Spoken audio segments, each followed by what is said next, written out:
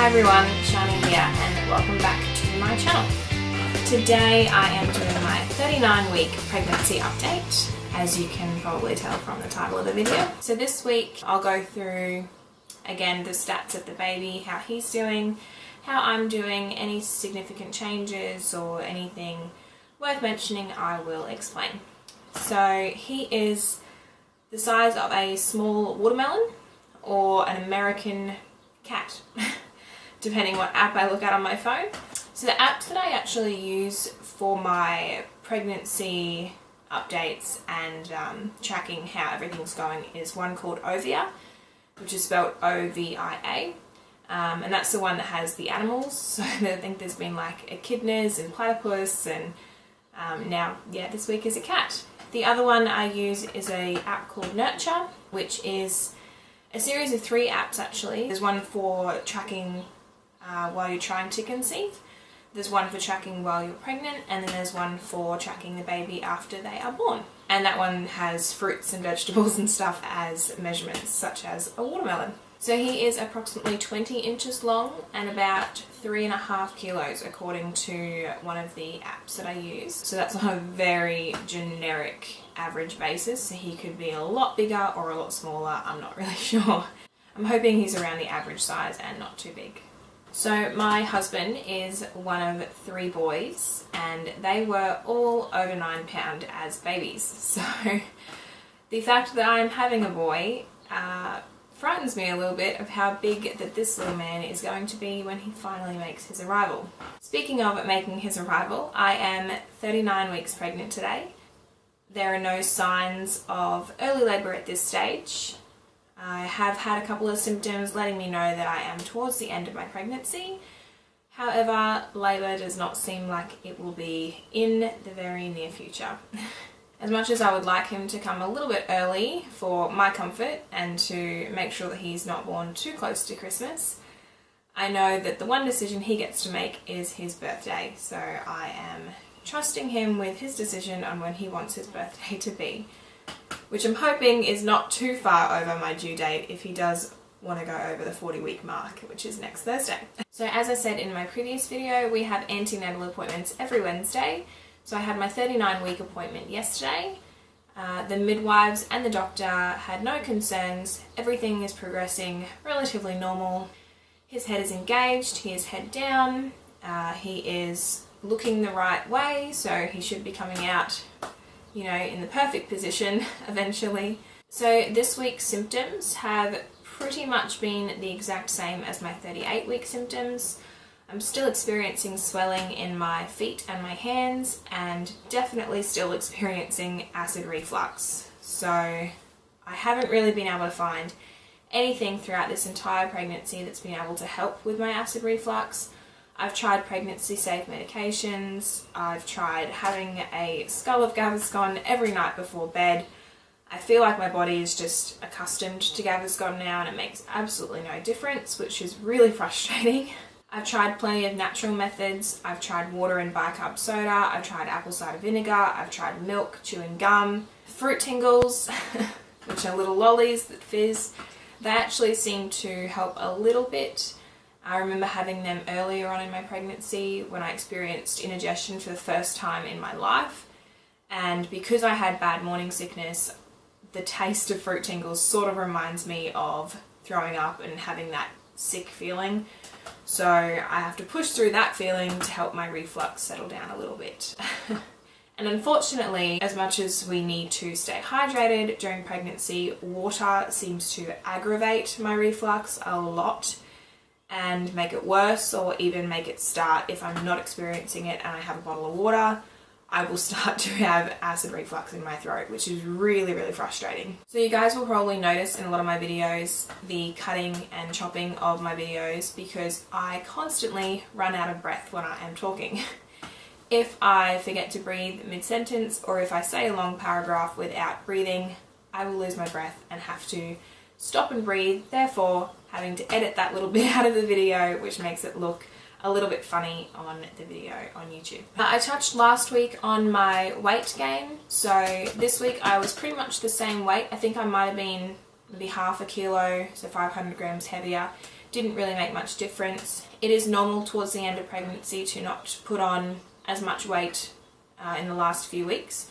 Your weight sort of steadies out, and some women even lose a couple of kilos in their last couple of weeks. So I mentioned in my last video that I had some pain within my hips and my pelvis, so I'm still experiencing that pain.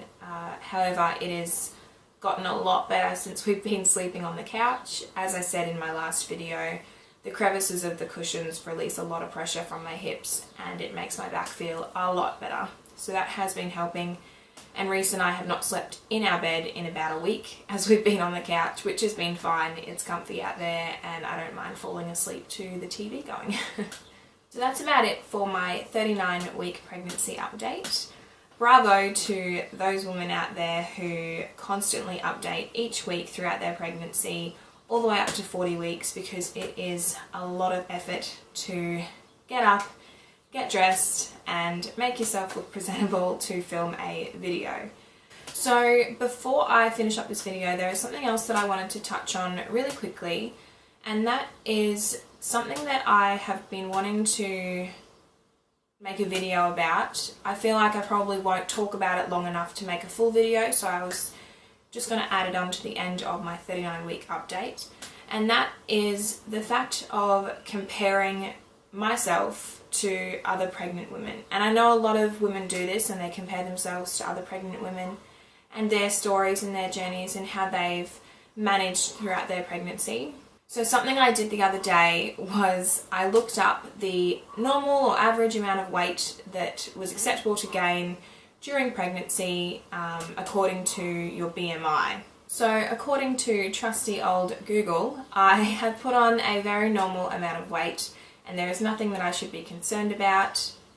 However, I do follow a lot of fitness models and fitness instructors and personal trainers on social media, and they are pregnant at the moment, and I've been watching their journeys and reading how they've been going in their stats and sort of comparing myself to them, which I found is the last thing that I need to be doing.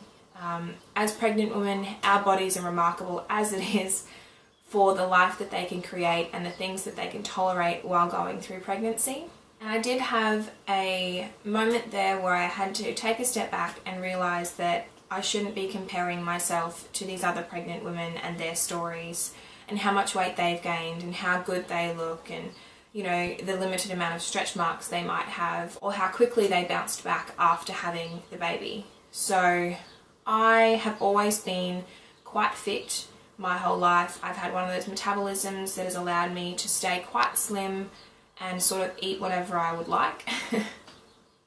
My husband is a personal trainer, so he has always helped and supported me throughout any sort of life decisions that I've made in regards to exercising, working out, things that I just want to improve on. However, during pregnancy, I have sort of just let my body do what it needs to do. I've sort of just eaten whatever I've wanted, obviously avoiding those foods that aren't safe during pregnancy and things like that, but I haven't really been too focused on my body as such. I've just been naturally letting it do what it needs to do. So I have seen some pregnant fitness professionals bounce back within a week after giving birth as if they never had a child. On social media, it looks as though they have no stretch marks, they've got no loose skin, doesn't even look like they've been pregnant or had a baby or carried it full term.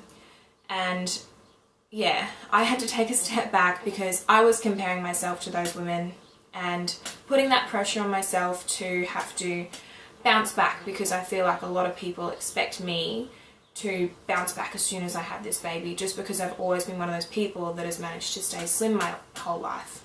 I know no one else is putting that pressure on me, even though I'd convinced myself that the comments that friends have made going, oh, you'll bounce back as soon as you have this baby, I almost felt like that was pressure being put on me to bounce back. But I realised that that was pressure that I was putting on myself that is just not necessary at all. I think I just really need to take a step back and really appreciate everything that my body is doing at the moment, providing life for this other human being while he is in my uterus and while he is out in the real world. I'll be breastfeeding and I'll be providing him everything that he needs for the first year of his life. And I think I really need to take a step back and really understand and realize how amazing that is, because I've been sort of neglecting that part of things and just sort of focusing too much on how my body will look after pregnancy and things like that. And it's very vain and it's very selfish. And yeah, I think not just me, whoever, if you're out there and you're pregnant and you're worried about seeing a few stretch marks here and there, or having loose skin after you give birth, or gaining a bit of weight during pregnancy, definitely just take a step back and realize that your body is amazing and it's creating another human being. And don't get me wrong, some days I look in the mirror and I realize my face is a lot more round than normal. I realize that my fingers are swollen and my feet are swollen and I can't fit my wedding rings on my fingers anymore, and my feet might be a shoe size bigger than they were before pregnancy. And that's okay. All of that is completely okay, because I have now realized that none of that stuff matters. And when he is born and I get to look into his eyes, call him my son and he calls me his mother, that none of that stuff is going to matter at all.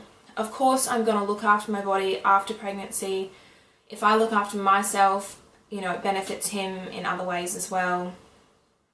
I definitely want to get back to my pre-pregnancy weight just to feel comfortable in my skin and my body and who I am, but I will never ever take for granted the fact that the stretch marks that might not go away are from creating my son and going through pregnancy and creating this wonderful life. And it's such an amazing thing to go through, and I really just needed to take that step back and reflect on how incredible this journey has really been. So I think that's all I really wanted to say about that. So as I said, this is my 39-week pregnancy update, so it might be my last one, or I might do a 40-week pregnancy update next Thursday, depending if I am still pregnant.